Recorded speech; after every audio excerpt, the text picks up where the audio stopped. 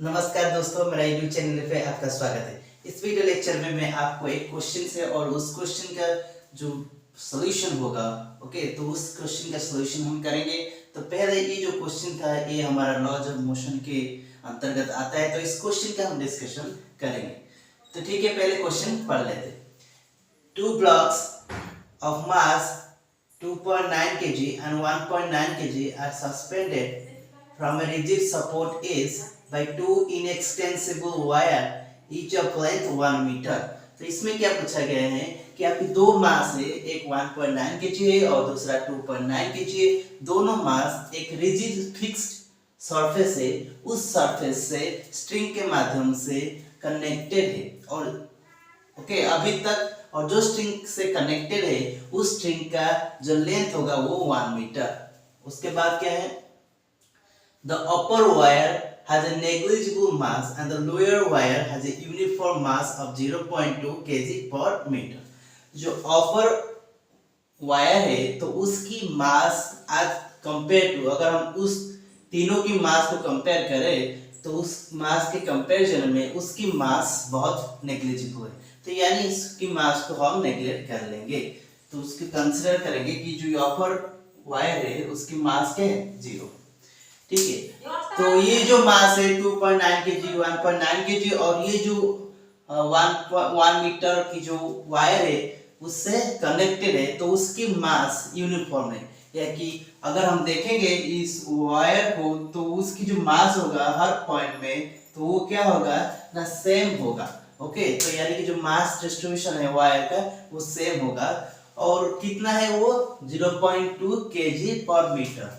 अगर मैं उसको लैम्ब्डा से डिनोट करता हूँ मास पर यूनिट लेंथ को, तो उसकी वैल्यू क्या होगा, 0.2 kg पर मीटर, 0.2 kg पर मीटर और इसका भी लेंथ 1 मीटर। तो नेक्स्ट क्वेश्चन क्या है, the whole system of blocks wires and support. यानी कि आपके ब्लॉक्स वायर्स और सपोर्ट ये आपका होल सिस्टम, यानी कि ये जितने सारे सिस्टम में जितने सारे कंपोनेंट है, जैसे कि आपके दोनों ब्लॉक्स है, आपकी रिजिड सरफेस है और दो वायर्स है, तो ये सारे जो सिस्टम है कुछ एक्सेलरेशन, क्या है एक्सेलरेशन, अपवर्ड, यानी कि अपवर्ड एक्सेलरेशन 0.2 मीटर पर सेकंड स्क्वायर है, मूव कर रहे हैं। ओके, कितना है, 0.2 मीटर स्क्वायर में वो मूव कर रहे हैं अपवर्ड। यानी कि आप बाहर हो और आप ऑब्जर्व कर रहे हो, आप देख रहे हो कि जो सारे सिस्टम्स है वो ए एक्सेलरेशन से अपवर्ड मूव कर रहे हैं। ठीक है, नेक्स्ट क्या है, आप जब इसका एक्सप्लेनेशन करोगे यानी कि इसकी डिस्क्रिप्शन करोगे तो जी की वैल्यूज आप क्या लोगे, 9.8 मीटर पर सेकंड स्क्वायर। तो मुझे क्वेश्चन में अभी पूछा है कि find the tension at the mid point of the upper wire. ये आपका अपर वायर है, तो इसकी जो मिड पॉइंट में आपको टेंशन ढूंढना है। तो आपको वहां पर क्या ढूंढना है, टेंशन। और क्या करना है, find the tension at the mid point of lower wire. यानी कि जो वायर से उसकी जो मिड पॉइंट है, लोअर वायर ये है, ये अपर वायर है और ये लोअर वायर है। तो लोअर वायर की जो मिड पॉइंट में अगर हम देखेंगे तो उसकी मिड पॉइंट में हमको टेंशन चाहिए और अपर वायर की मिड पॉइंट में भी हमको टेंशन चाहिए कि कितना टेंशन है। तो मैं क्या करूंगा, बहुत सिंपल है। तो उसमें जितने सारे इंफॉर्मेशन है मैं यहाँ पर लिख दिया हूँ। तीनों ऑब्जेक्ट की रोप की मास है और आपकी ब्लॉक्स की मास है और आपकी होल सिस्टम 0.2 मीटर पर सेकंड स्क्वायर एक्सेलरेशन में मूव कर रहे हैं। और जो भी ग्रेविटी की एक्सेलरेशन ड्यू टू ग्रेविटी होगा मैं उसकी वैल्यूज को 9.8 मीटर पर सेकंड स्क्वायर पुट करूंगा। तो अभी मैं इसको इरेज करता हूँ और उसके बाद उसकी एक्सप्लेनेशन करें। तो मुझे क्या करना है, मुझे अगर मुझे इस पॉइंट में टेंशन ढूंढना है, किसमें, इसमें मुझे टेंशन ढूंढना है, इस मिडिल पॉइंट में, तो मैं क्या करूं, इस सिस्टम को यानी कि ये जो पार्ट होगा तो उस पार्ट को मैं एक ही सिस्टम कंसीडर करूं। तो पहले मुझे ये समझना होगा, यानी कि मुझे ये अज्यूम करना होगा, जब सिस्टम आपका ए एक्सेलरेशन के साथ ऊपर मूव कर रहा है तो तभी आपकी जो स्ट्रिंग होगा वो हमेशा टाइट रहेगा और उसकी लेंथ में कोई परिवर्तन नहीं होगी। और अगर मैं ये अज्यूम करता हूं तो आपकी सिस्टम्स की जो एक्सेलरेशन होगा तो हर पॉइंट में यानी कि हर पॉइंट में मैं यानी कि ब्लॉक की और रोप की हर पॉइंट में उतना ही एक्सेलरेशन आपको देखने को मिलेगा। तो ठीक है, मैं उसको फ्री बॉडी डायग्राम करूंगा क्योंकि मुझे इसको सिस्टम कंसीडर करना है। तो अभी मेरा जो यानी कि सब सिस्टम होगा तो वो क्या होगा, आपकी जो मास है 1.9 kg वो होगा और उसके साथ कनेक्टेड स्ट्रिंग की आधी पोर्शन होगा। जो स्ट्रिंग है उसकी आधी पोर्शन है और जो आधा पोर्शन है वो मेरा सिस्टम है। ओके, तो ये क्या है 0.5 मीटर की लेंथ और उसकी मास क्या होगी, जो मास पर यूनिट लेंथ है वो क्या होगा 0.2 kg पर मीटर। तो जो लैम्बडा होगा वो आपका 0.2 kg पर मीटर। तो यानी कि इसकी मास क्या होगी, मैं अगर इसकी जो मास होगी तो वो क्या होगी 0.2 इंटू 0.5, यानी कि अगर मैं कैलकुलेट करूं उसको मुझे क्या मिलेगी 0.1 kg। ओके, मुझे क्या मिलेगी 0.1 kg, यानी कि जो आधी पोर्शन जो रोप है और वायर है उसकी मास 0.1 kg है और उसके साथ साथ ये आपका 1.9 kg है।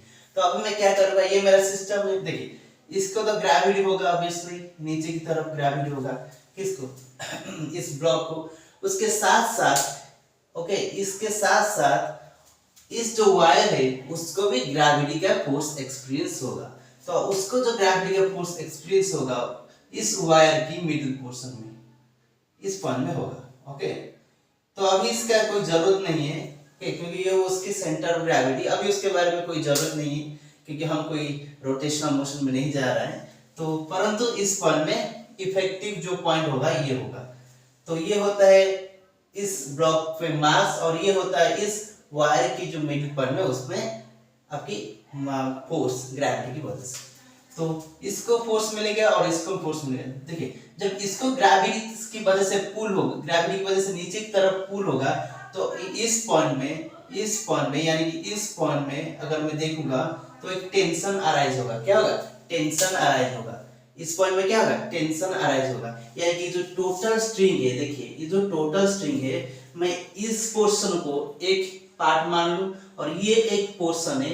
ओके, इसको एक पार्ट मान लूं। जब इस दोनों सिस्टम को ग्रेविटी की वजह से ओके, ये दोनों सिस्टम को ग्रेविटी की वजह से फोर्स मिलेगा तो ये जो पॉइंट होगा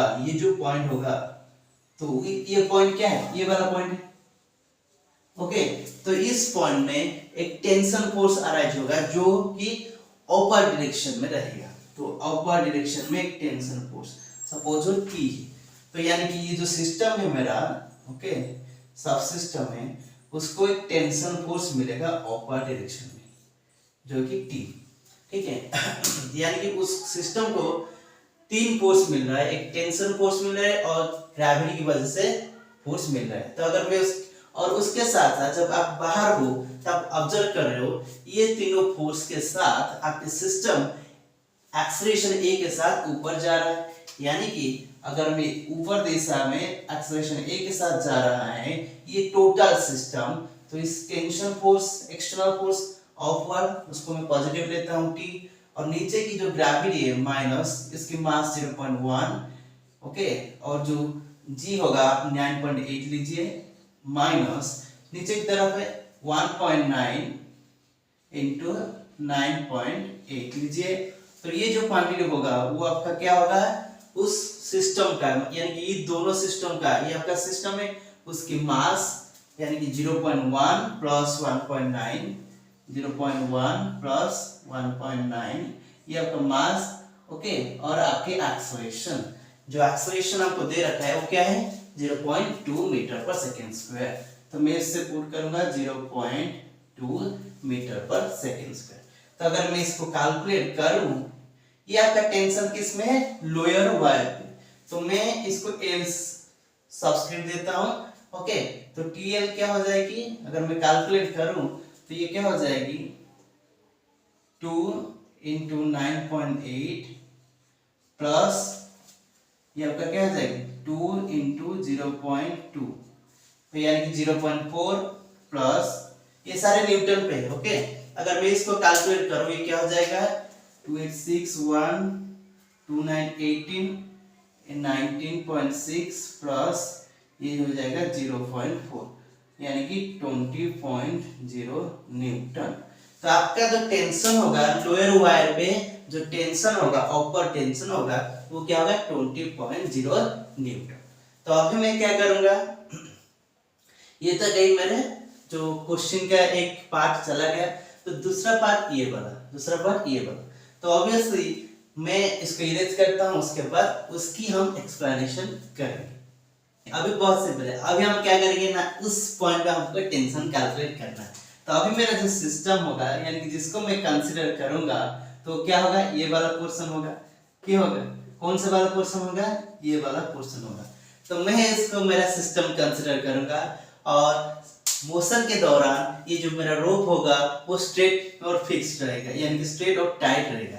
तो तभी उसकी मास आपकी जो ब्लॉक है 2.9 kg और उसकी मास यानी कि इस जो रोप होगा उसकी टोटल मास क्या होगी। देखिए ये आपका ब्लॉक है, ये मेरा ब्लॉक है, तो उसकी मास क्या है 2.9 उसकी मास kg। ओके, तो उसके साथ जो रोप है और ये वाला जो अपर वायर है ये मास वैसे, ये क्या है मास वैसे, यानी कि आप उसकी मास को नेगलेक्ट कर सकते हो और जीरो भी पुट कर सकते हो। तो उसके बाद ये वाला जो है वो 1.9 kg है, तो ये वाला जो है वो क्या है 1.9 kg। तो ये क्या है 1.9 kg, 1.9 kg। ठीक है, तो इसका मास और इसका मास आपको पता है, ये वाला जो लोअर वायर से उसका मास क्या होगा, मास per unit length into length, यानी कि 0.2 इंटू 1 जो कि 0.2 होगा। तो उसकी जो मास होगा इसकी 0.2 kg। ओके, यानी कि आपकी जो सिस्टम है इस सिस्टम की मास कितना है, तो क्या है सिस्टम की मास, ये तीनों की सम है। तो अभी क्या होगा, अभी आपको ये जो सिस्टम है तो उन तीनों को, इसको वेट इस डायरेक्शन में और इसको वेट इस दिशा में, और इसके जो ये जो आपकी वायर्स है वायर्स की मिड पॉइंट में क्या होगी फोर्स मिलेगी, यानी कि वेट रहेगी। तो तीनों की आपको वेट मिलेगी, यानी कि दिस वेट किसकी वजह से, इन तीनों मास की वजह से जो वेट होगा वो आपका इस दिशा में रहेगा। और जब वेट इस दिशा में रहेगा यानी कि फोर्स मिलेगी इस सिस्टम को, तो आपको क्या होगा इस पॉइंट में एक टेंशन अराइज होगा जो कि अपवर्ड डायरेक्शन में। ओके, अपवर्ड डायरेक्शन में सपोज ये आपकी अपर वायर में जो टेंशन है, मैं इसको टी यू से डिनोट करता हूं। तो ये आपका अपर वायर में जो टेंशन है, अभी क्या होगा, अभी ये आपका सारे फोर्स हो गया। तो आप क्या करोगे, आप देखोगे कि जो आपके सिस्टम से ये आपके जो सिस्टम से ये आपके सिस्टम है। ओके, तो ये जो सिस्टम से ये आपका ए एक्सेलरेशन, ए क्या है 0.2 मीटर पर सेकंड स्क्वायर एक्सेलरेशन के साथ अपवर्ड यानी कि ऊपर दिशा में मूव कर रहा है। तो ऑब्वियसली जो एक्सटर्नल फोर्स होगा उस दिशा में उसका परिमाण क्या होगा, टी यू माइनस ये तीनों की वेट, यानी कि इसको अगर मैं कैलकुलेट करूं मास को, तो ये क्या होगा 2.9 1.9 क्या हो जाएगा, तो अगर मैं कैलकुलेट करूं 9 9 18 18 2 ओके 2 और 2 + 1 3, ये क्या हो जाएगा 5, क्या हो जाएगा 5। तो उसकी जो मास होगी वो क्या हो जाएगी 5 हो जाएगी। तो अभी क्या होगा, इसमें जो वेट होगा वो 5.9.8 जी, आपको 9.8 लेना है। तो ये जो फोर्स नीचे की तरफ है आपकी क्या होगा, टोटल सिस्टम की मास क्या है 5 इंटू उसकी जो एक्सेलरेशन होगा क्या है 0.2 होगा। तो अगर मैं इसको कैलकुलेशन करूं तो मेरा जो अपर वायर में जो टेंशन होगा वो क्या होगा, ऑब्वियसली 5 9.8 प्लस 0.2 ये होगा। तो ये क्वांटिटी क्या है, वो 10 इंटू 5 5 इंटू 10 5 इंटू 10। तो 5 इंटू 10 अगर करो तो मुझे क्या मिलता है 15, यानी कि 15 न्यूटन। तो उस जो अपर वायर में जो टेंशन होगा वो क्या होगा 15 न्यूटन। तो इतने में इस क्वेश्चन का सॉल्यूशन हो गया। Thank you for watching this video.